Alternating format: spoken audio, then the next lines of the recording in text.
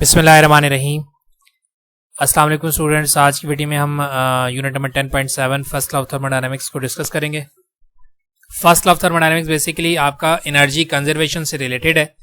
Energy conservation आपने chapter number 4 के अंदर पढ़ी होगी, बल्कि इस बात हम लोग के पास ये टॉपिक रिड्यूस है। बेसिकली एनर्जी कंजर्वेशन क्या होता है कि energy can neither be created nor be destroyed but it can transferred from one form to another. यानी कि आप एनर्जी को जो है वो ट्रांसफॉर्म कर सकते हैं एक फॉर्म से दूसरी फॉर्म में, इसको क्रिएट या डिस्ट्रॉय नहीं कर सकते। जैसे कि आपकी जो है वो काइनेटिक एनर्जी जो है वो पोटेंशियल एनर्जी में कन्वर्ट हो जाती है, पोटेंशियल एनर्जी जो है वो काइनेटिक एनर्जी के अंदर कन्वर्ट हो जाती है। इसके अलावा आपकी जो काइनेटिक एनर्जी है वो फ्रिक्शन एनर्जी में कन्वर्ट हो जाती है, साउंड एनर्जी में कन्वर्ट हो जाती है, हीट एनर्जी में, तो बहुत सारी एनर्जी की फॉर्म्स में जो है वो कन्वर्ट होती रहती है। तो इसको हम लोग कहते हैं कंजर्वेशन ऑफ एनर्जी। तो first law of thermodynamics basically आपके पास जो है वो कंजर्वेशन ऑफ एनर्जी से रिलेटेड है, क्योंकि थर्मोडायनामिक्स का मतलब मैंने आपको बताया था कि हीट की ट्रांसफॉर्मेशन। तो हीट जो है वो भी हमारे पास क्या है, फॉर्म ऑफ एनर्जी है। तो हीट जो है वो अदर फॉर्म ऑफ एनर्जी में कन्वर्ट होने के नाम को ही हम लोग कहते हैं फर्स्ट लॉ ऑफ थर्मोडायनामिक्स। तो इसको हम लोग जब स्टार्ट करते हैं, देखें यहाँ पर स्टेटमेंट में हमारे पास बुक का जो है बुक की स्टेटमेंट है, तो इसमें कहा जा रहा है कि the first law of thermodynamics is based on the idea that energy can neither be created nor destroyed in any thermodynamic system, so it is a particular form of the law of conservation of energy which deals only with the heat energy.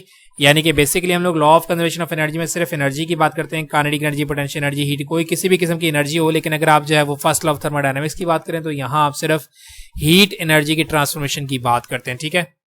तो first law of thermodynamics की हमारे पास जो statement है वो statement क्या है कि when heat is provided to the system then it is converted into two parts. यानी कि जब आप हीट जो है प्रोवाइड करते हैं सिस्टम को, तो ये हीट जो है वो दो पार्ट्स के अंदर कन्वर्ट हो जाती है। एक हमारे पास क्या होता है, work done by the system. जब आप किसी भी सिस्टम को जो है वो एनर्जी प्रोवाइड करते हैं तो सिस्टम आपका वर्क करता है अगेंस्ट द पिस्टन। यानी कि अगर आपने जो है ऊपर कोई ढकना हुआ, मतलब बर्तन के ऊपर आपने कोई ढकना वगैरह रखा हुआ है या कोई पिस्टन रखा हुआ है, तो आपकी जब आप हीट प्रोवाइड करेंगे सिस्टम को, तो सिस्टम जो है उस पिस्टन के ऊपर जो है वो फोर्स लगाएगा, that is called the work done, ठीक है। तो ये हो गया work done by the system and change in internal energy. और इंटरनल एनर्जी के चेंज को जो है वो प्रोड्यूस करवाएगी हीट। या अब इंटरनल एनर्जी क्या चीज़ है, बेसिकली देखें इंटरनल एनर्जी क्या होती है, sum of all the kinetic energy plus the potential energy of the system is called the internal energy. और इंटरनल एनर्जी बेसिकली आपकी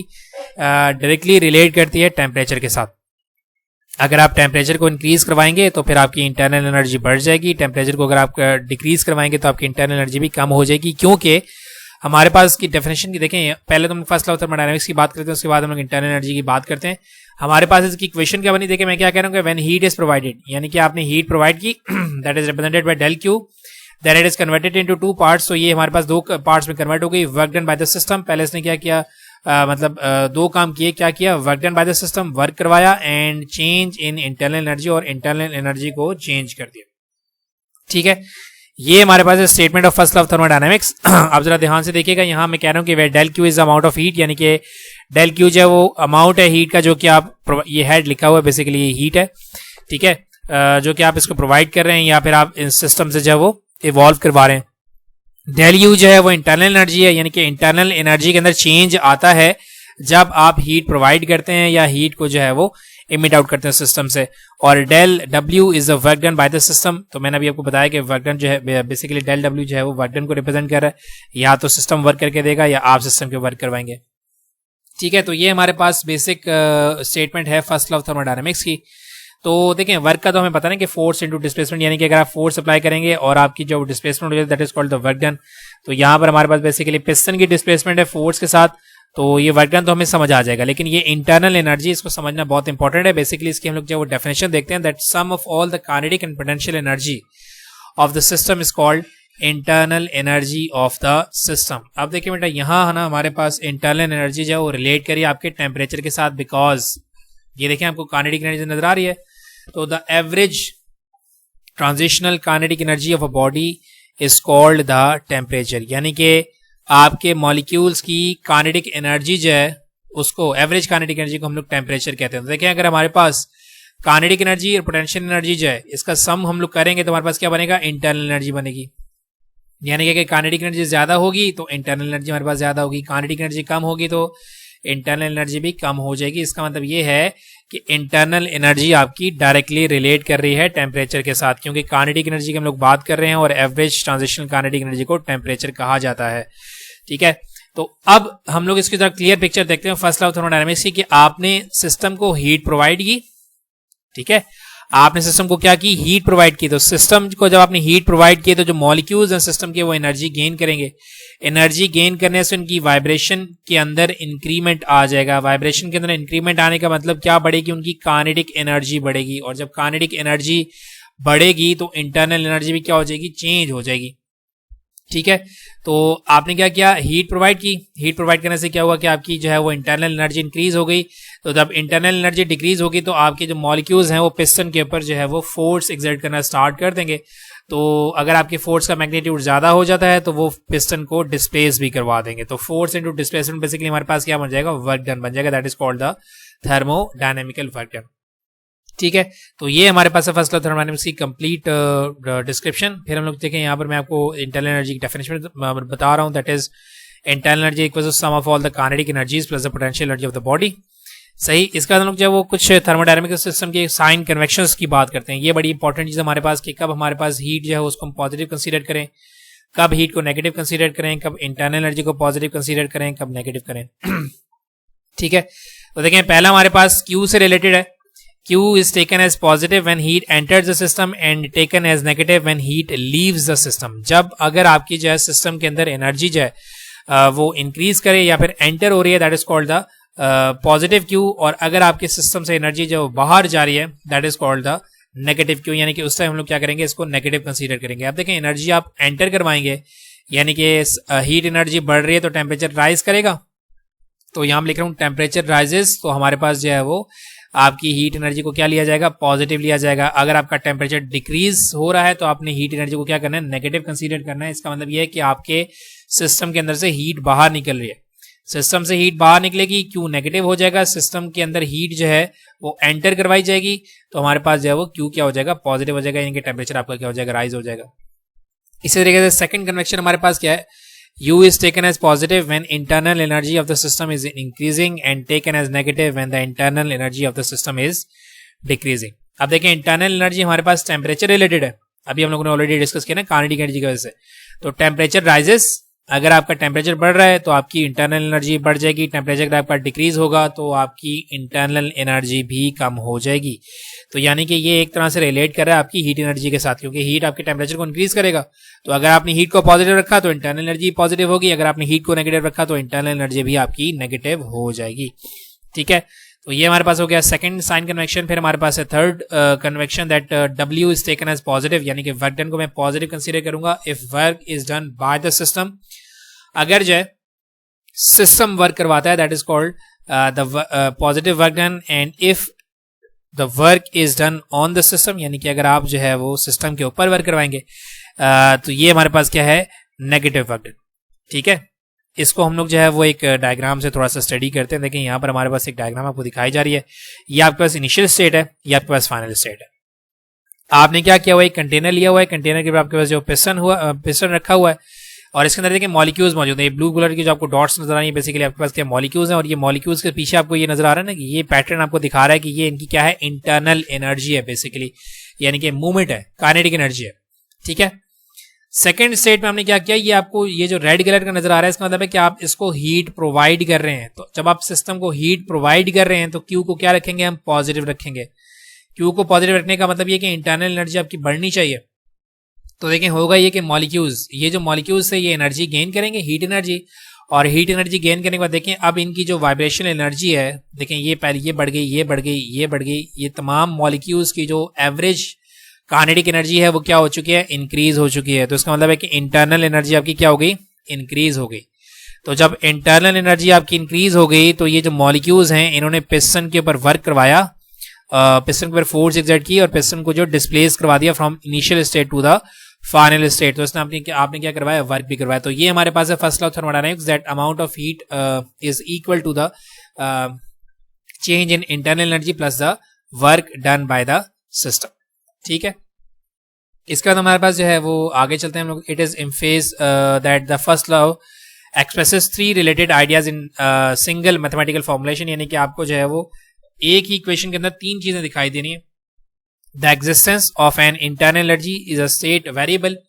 हमारे पास इंटरनल एनर्जी जो स्टेट वेरिएबल है, हमने पढ़ा था कि थर्मोडायनामिक स्टेट वेरिएबल 3 चीजों को रिप्रेजेंट करता है, टेम्परेचर, वॉल्यूम एंड प्रेशर. अगर आप तीनों में से कोई भी चीज को चेंज करेंगे तो आपके पास इंटरनल एनर्जी चेंज हो जाएगी. ठीक है, तो इसका मतलब ये है कि हमारे पास इंटरनल एनर्जी जो स्टेट वेरिएबल बन गया. दूसरी चीज हमारे पास क्या था, principle of conservation of energy. हम लोग हीट प्रोवाइड कर रहे हैं, आपके पास जो वही हीट जो है वो इंटरनल एनर्जी में कन्वर्ट हो रही है और वही वर्क डन में कन्वर्ट हो रही है. तो हमारे पास कंजर्वेशन ऑफ एनर्जी का फॉर्मूला भी बन रहा है. और थर्ड हमारे पास क्या था, definition of heat as energy in transit. और तीसरी बात हमें ये बताई जा रही है कि जो हम लोग डेफिनेशन इस्तेमाल करें हीट की, वो एनर्जी ट्रांजिशन की बात करें, यानी कि एनर्जी जो वो एक फॉर्म से दूसरी फॉर्म के अंदर कन्वर्ट हो रही है. तो यहां आपको ये बताया जा रहा है कि आपके पास जो फर्स्ट लॉ ऑफ थर्मोडायनामिक्स है वो 3 आइडियाज को एक ही इक्वेशन के अंदर जो है वो फॉर्मुलेट कर रहा है.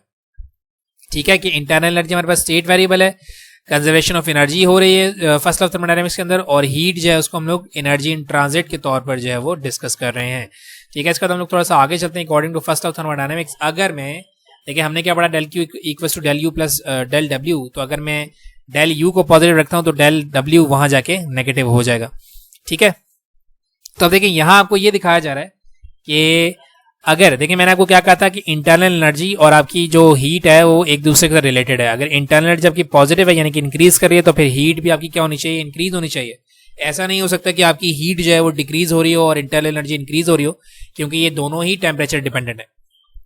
ठीक है, लेकिन एक बात याद रखिएगा बेटा, हीट एंड टेम्परेचर के अंदर डिफरेंस होता है, रिलेशन होता है हीट और टेम्परेचर का डायरेक्ट, लेकिन दोनों में डिफरेंस होता है. ठीक है, तो यहां हम क्या कह रहे हैं कि इंटरनल एनर्जी इंक्रीज कर रही है तो हीट भी आपकी इंक्रीज कर रही है, लेकिन हमें क्या करना पड़ा, इसके लिए वर्क करवाना पड़ा. अगर हम सिस्टम के ऊपर वर्क करते हैं तो इसको हम लोग कहते हैं नेगेटिव वर्क डन. अगर सिस्टम आपको वर्क करके देता है, यानी कि सिस्टम खुद से पिस्टन को जो है वो डिस्प्लेस करवा देता है, that is called the work done by the system. लेकिन अगर हम लोग पिस्टन के ऊपर फोर्स एक्सर्ट करके उसको डिस्प्लेस करवाते हैं तो ये कहलाता है work is done on the system, यानी कि हमने वर्क करवाया. तो यहां बेसिकली हम लोग ये कह रहे हैं कि अगर इंटरनल एनर्जी और हीट इंक्रीज करिए तो हमें सिस्टम के ऊपर वर्क करवाना पड़ेगा. ठीक है, कि हम लोग क्या करेंगे, यहाँ पर वर्क करवाएंगे तो हमारे पास जो इंटरनल एनर्जी इंक्रीज होगी और हमारे पास जो है वो अमाउंट ऑफ हीट भी बढ़ेगा. तो इसको हम लोग जब आगे जाके डायग्रामेटिक भी डिस्कस करेंगे, पहले हम लोग जो है इसको थोड़ा सा पढ़ते हैं. इट जो आपकी बुक की स्टेटमेंट है, ताकि हम लोग जो है उसको मतलब पॉइंट टू पॉइंट एक्सप्लेनेशन देख सकें. It means that the change in the internal energy of the system is equal to the energy flowing in as heat minus heat flowing out as work. यहाँ आपको ये दिखाया जा रहा है कि चेंज है इंटरनल एनर्जी जो किसके इक्वल हो रहा है, हीट के इक्वल हो रहा है, और जो आपका वर्क जो है वो हम लोग करवा रहे हैं उसके ऊपर. ठीक है, यानी कि हीट माइनस, यानी कि अब flowing in a heat positive है, minus heat flowing out as work, और आपकी जो हीट जो है वो बाहर जा रही है एज अ वर्क डन. ठीक है, the change in internal energy of a system is measured by the energy retained bye the system. यानी कि आपकी चेंज इन इंटरनल एनर्जी ये बताती है कि आपके सिस्टम ने कितनी काइनेटिक एनर्जी को रिटेन रखा है. ठीक है, और ये जो काइनेटिक एनर्जी का हमारे पास रिलेशन है बेसिकली इंटरनल एनर्जी के साथ है. तो इंटरनल एनर्जी आपकी कितनी देर तक जो है वो मेंटेन रही है, ये हमारे पास जो मेजरमेंट है इंटरनल एनर्जी का. फिर हम लोग कह रहे हैं कि this is energy absorb by the system this is energy absorb by the system changes the transitional vibration and rotational kinetic energy of the molecules. यानी कि आप जो एनर्जी प्रोवाइड करेंगे उससे ये होगा कि आपके जो मॉलिक्यूल्स हैं उनकी इंटरनल एनर्जी यानी कि ट्रांजिशनल वाइब्रेशन और रोटेशनल एनर्जी जो क्या हो जाएगी, इंक्रीज हो जाएगी. It also changes the potential energy of the molecules due to the intermolecular forces. जब आपके जो मॉलिक्यूल्स एक दूसरे से टकराना स्टार्ट करेंगे तो उनकी पोजीशन में डिफरेंस आता रहेगा मुस्तकिल तौर पर. इसका मतलब ये है कि आपके पास जो है वो पोटेंशियल एनर्जी मॉलिक्यूल्स की मुस्तकिल तौर पर चेंज हो रही है. तो the change in internal energy of the system depends only upon the initial and final state of the system and not on the path taken between the two states. यानी कि आपकी जो इंटरनल एनर्जी है वो state dependent नहीं है, वो यानी कि इनिशियल और फाइनल स्टेट के ऊपर डिपेंड नहीं करती है. If a system undergoes a cyclic process, अगर आपका सिस्टम जो है वो साइक्लिक प्रोसेस पर है, यानी अभी हम लोगों ने लास्ट क्लास के अंदर जो वो साइक्लिक प्रोसेस को डिस्कस किया था कि जिसमें आपकी एक स्टेट जो है वो couple of changes of state के बाद दोबारा इनिशियल स्टेट के ऊपर वापस आ जाए, that is called the cyclic process. That is it attain it's initial state after undergoing a certain process. यानी कि काफी प्रोसेस होने के बाद आपकी बॉडी अपनी इनिशियल स्टेट के ऊपर वापस आ जाती है. This type of process called the cyclic process. तो यहाँ पर ये कहा जा रहा है कि अगर आपके पास सिस्टम जो है वो साइक्लिक प्रोसेस में जाता है तो आपकी जो है वो इनिशियल स्टेट वापस से अटेन हो जाती है, ठीक है, क्योंकि हम लोग तो ऑलरेडी डिस्कस करके आ चुके हैं, इसको हम लोग अभी जो है वो डिस्कस भी करते हैं बाय यूजिंग द डायग्राम। देखिए साइक्लिक प्रोसेस में हम लोग क्या करें कि इंटरनल एनर्जी जो है UB is a final internal energy, यानी कि हीट को प्रोवाइड करने के बाद की इंटरनल एनर्जी है, और UA हमारे पास क्या है, इनिशियल जो है वो इंटरनल एनर्जी। तो टोटल हमारे पास जो है वो चेंज कितना आ जाएगा, UB minus UA, that is final minus initial. यहाँ मैं कह रहा हूँ कि UA and UB are the initial and final internal energy of the system, putting these values in equation number 1। अगर मैं इसको इक्वेशन नंबर 1 में पुट कर दूंगा तो देखें, अगर हम लोग कह रहे हैं कि हमारे पास साइक्लिक प्रोसेस है, साइक्लिक प्रोसेस का मतलब ये है कि आपकी जो स्टेट है वो कंप्लीट होने के बाद वापस इनिशियल स्टेट के ऊपर आ गया, तो इंटरनल एनर्जी के अंदर किसी किस्म का चेंज नहीं आएगा, क्योंकि इनिशियली जो इंटरनल एनर्जी थी तमाम प्रोसेस होने के बाद दोबारा वही इंटरनल एनर्जी होगी। इसका मतलब है कि इंटरनल एनर्जी हमारे पास क्या हो जाएगी, जीरो हो जाएगी टोटल, यानी कि किसी किस्म का चेंज हमारे पास इंटरनल एनर्जी में नहीं आता साइक्लिक प्रोसेस के अंदर, क्योंकि वही स्टेट वापस आ जाएगी फाइनली, जहां से आप लेकर चले थे वही स्टेट वापस आ जाएगी। इसका मतलब है कि इंटरनल एनर्जी के अंदर किसी किस्म का चेंज जनरेट नहीं हुआ। तो ये हमारे पास जो है क्या इक्वेशन बनाएगी, that internal energy will be equal to 0, that will equal to del Q minus del W। तो इसका मतलब ये है कि आपने जो हीट एनर्जी प्रोवाइड की है, आपने जो सिस्टम को हीट एनर्जी प्रोवाइड की है, उसने इंटरनल एनर्जी के अंदर किसी किस्म का चेंज प्रोड्यूस नहीं किया, सिर्फ क्या करवाया है, वर्क करवाया, ठीक है। ये होता है साइक्लिक प्रोसेस के अंदर।